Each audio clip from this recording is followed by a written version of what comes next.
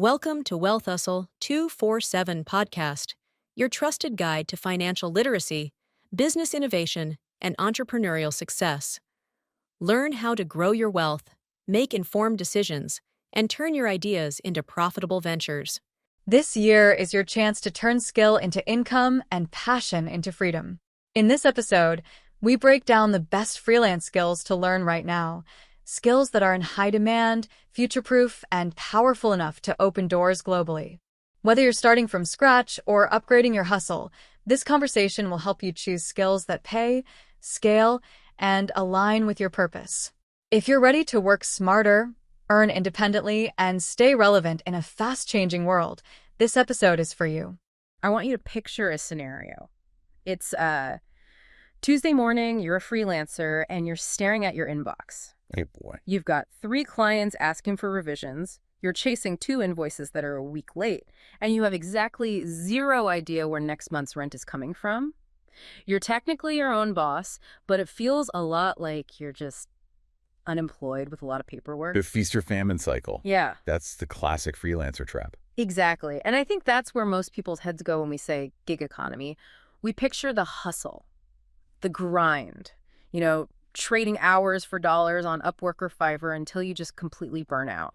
But today we're looking at a document that basically says, stop doing that. You are doing it wrong. It really is a wake-up call. Yeah. We're diving into this guide. It's titled Best Freelance Skills to Learn This Year. But honestly, the title it's a bit of a Trojan horse. Right, because you open it expecting a list. You do. You expect a list of hot jobs, but what you find is, well, it's a manifesto on business strategy. This isn't just learn Python or start a blog. It's about a fundamental shift in how you relate to the people paying you. The source argues that the economy is splitting into 2 camps. Right. The replaceable vendors and the indispensable partners. And if you want to make the real money, the high-income, recurring money, you have to get out of the vendor camp immediately. That distinction, vendor versus partner, that is the core thesis here. And it's painful to hear because so many talented people are just stuck in vendor mode. So what is a vendor exactly? A vendor is a vending machine. I put money in, I get a task out. If the machine is broken or if I find a cheaper machine down the hall, I just switch.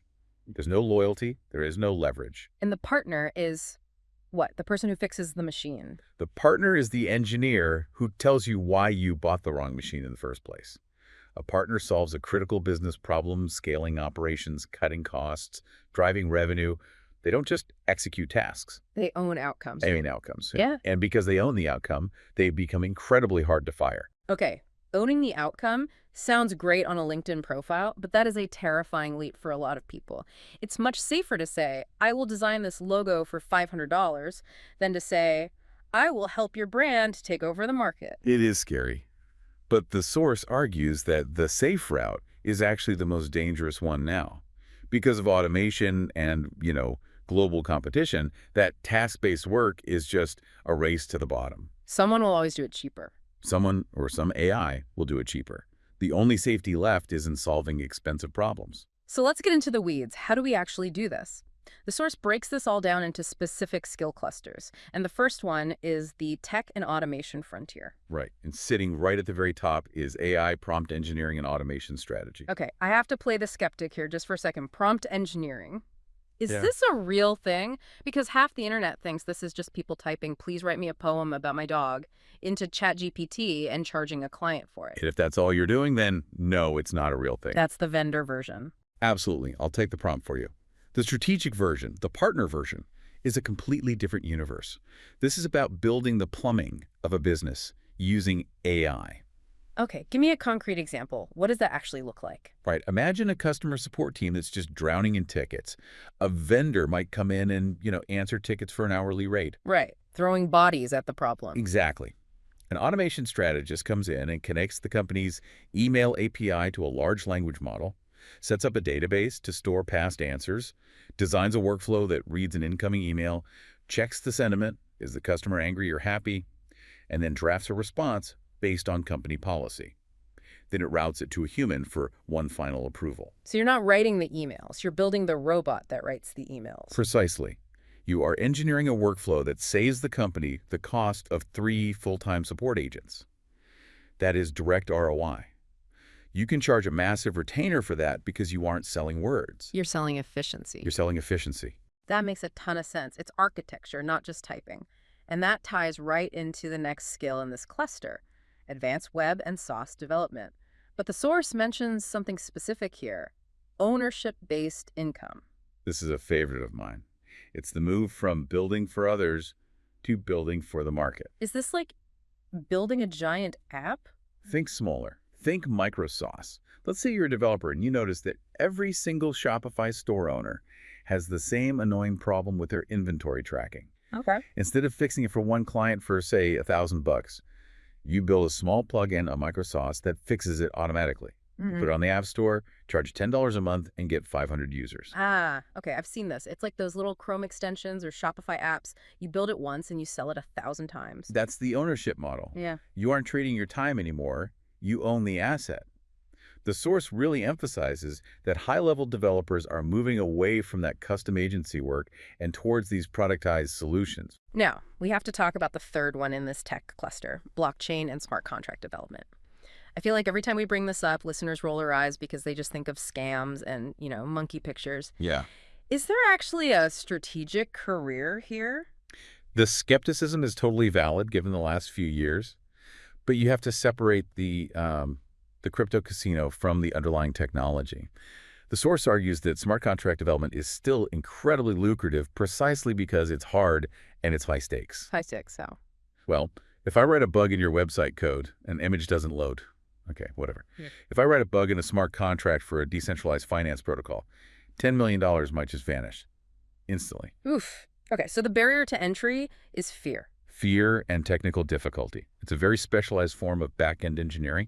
If you can do audits or build secure protocols, what they call DApp apps, you're solving a massive security problem. Supply is low, demand for security is high, so the pay is astronomical. It's not about the hype.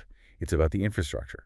Okay, so cluster one is about building the engine, the tech, the automation, the code. But an engine needs gas. That brings us to cluster two, the revenue drivers. This is your marketing, design, video. And this is where that mindset shift is probably the easiest to see. Let's look at conversion copywriting. Again, help me distinguish this. How is conversion copywriting different from just being a good writer? A writer gets paid by the word. I'll write you a 500-word blog post for $100. A conversion copywriter gets paid for the action the reader takes. The click, the sale. Exactly. They optimize landing pages, sales emails, ads. And the source suggests a really bold pricing model here, performance uplift. That sounds risky. Explain how that works in a contract. Okay, let's say a client has a sales page selling a $100 course. Right now, for every 100 visitors, one person buys. That's a 1% conversion rate. Pretty standard. You come in and say, I will rewrite this page. I don't want an hourly rate.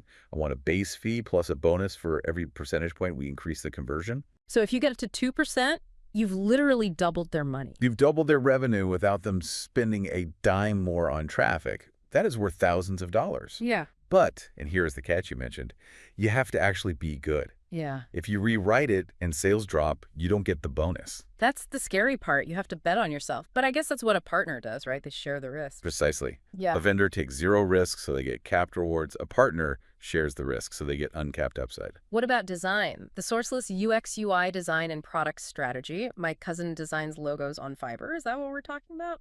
No. And no offense to your cousin, but that is decoration. UX user experience is about function and retention.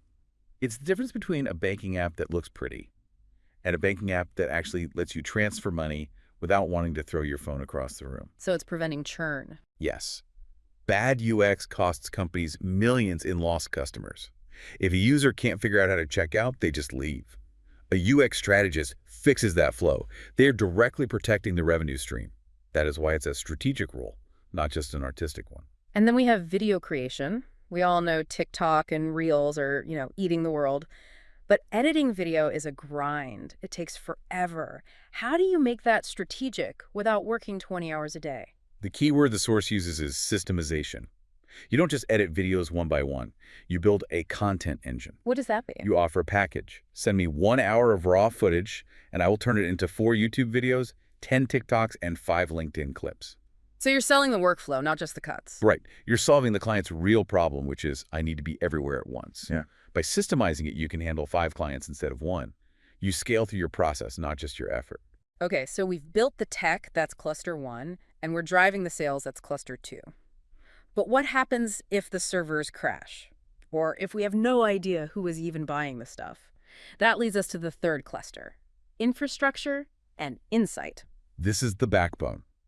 And it starts with cloud infrastructure and cybersecurity. This feels like the adult in the room job. It is the insurance policy job. The source calls this mission critical. I mean, think about it. If an e-commerce store's server goes down on Black Friday, Oh, that's a nightmare. they lose massive amounts of money every single minute. They're not paying you for your time. They are paying you so they can sleep at night. You're selling survival. Exactly. Freelancers who can manage cloud migrations moving data to AWS or Azure or handle security audits command premium rates because the cost of failure is total business collapse. You don't negotiate the price of a parachute when the plane is going down. That's a great line. You don't negotiate the parachute. Now, the other side of this infrastructure coin is data analytics and AI insights. And I have to be honest, data analyst usually sounds like a guy in a basement with too many spreadsheets. It can be that. But the source makes a key distinction between descriptive analytics and predictive insights. Break that down for me. Descriptive is looking backward. Hey boss, we sold 500 widgets last month. That's just reporting. It's a commodity. Predictive is looking forward. Based on the data, customers who buy the widget usually leave after 3 months, unless we send them this specific email. If we fix this, we make an extra $50,000. Whoa, okay. One is a scorecard, the other is a treasure map. Exactly. If you can tell a business where the gold is buried or where the cliff edge is, you become the navigator. You aren't just reporting the weather, you're steering the ship.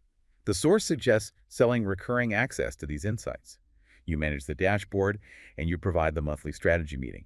That is so powerful. You become the brain of the operation, which honestly leads us perfectly to the final category. The source calls this one the ultimate leverage. And this is the one that I think breaks the traditional employment model the most. Fractional executive roles, fractional CMOs, CTOs, CFOs. This concept fascinates me. How can you be a chief marketing officer for 4 different companies at the same time? Doesn't that mean you're cheating on all of them? Not if you reframe what the role is. Think about a Series A startup. They have maybe $5 million in funding. They need high-level strategy, someone who has taken a company from $5 million to $50 million before, but a full-time CMO with that experience costs, what, $250,000? $300,000 a year, plus equity. Yeah, they can't afford that. So they hire a junior person and just hope for the best. Or they hire a fractional CMO. They pay them $8,000 a month for maybe 5 hours of work a week.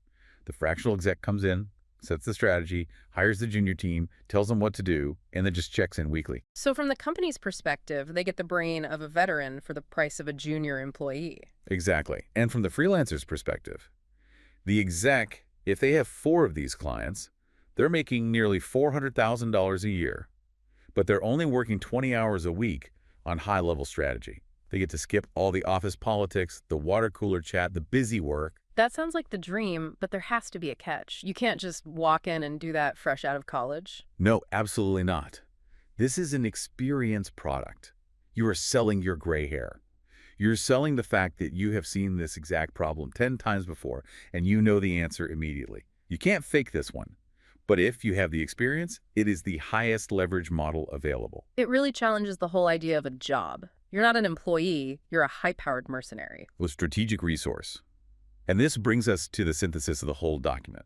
The source wraps up with 3 pillars you need to master to make any of this work. Specialization, strategic positioning, and outcome-driven services. Let's hit those quickly before we close. Specialization. Don't be a generalist. Don't be a digital marketer. Be a growth strategist for B2B SaaS companies. The narrower your niche, the higher your fee. Okay. Strategic positioning. Stop talking about your hours or your tools. Start talking about the client's problems and the ROI. Position yourself as an investment, not an expense. And finally, outcome-driven services. Tie your work to a result. Don't sell the prompt. Sell the automated workflow. Don't sell the logo. Sell the improved customer retention. It sounds so simple when you lay it out, but it requires a massive amount of confidence. You have to be willing to look a client in the eye and say, I am worth this premium because I will get you this result. It does. But once you cross that bridge, The ceiling on your income just disappears. This brings me to a final thought, and I want to get your take on this. If we follow this logic to its endpoint, where AI handles all the grunt work and the best humans become these fractional partners, what happens to the traditional full-time employee? It's the big question, isn't it? I mean, are we moving toward a world where the company is just a loose collection of contracts? A CEO, a few project managers, and then a cloud of high-level freelancers and AI bots. I think for knowledge work, yes. The friction of hiring someone full-time is so high. You've got benefits, taxes, onboarding. If I can rent the best talent in the world for exactly the amount of time I need, why would I buy them? That is terrifying for people who crave stability. It is, but it's incredibly liberating for people who want autonomy. The corporate ladder is turning into a lattice. You don't climb up one company anymore, you weave across 10 of them. A lattice. I like that. It's a brave new world, and it sounds like we all need to start thinking a lot more like business owners and a lot less like employees. That is the takeaway. Pick a skill, but more importantly, pick a strategy. Well, listener, you've got your homework. Whether you're coding smart contracts or rewriting sales pages, stop being a vendor. Start being a partner. Thanks for diving in with us. See you next time. That's it for today's episode of Wealth Hustle 247. Be sure to follow, like, comment, and share with others. Keep pushing toward your goals, and we'll see you in the next episode.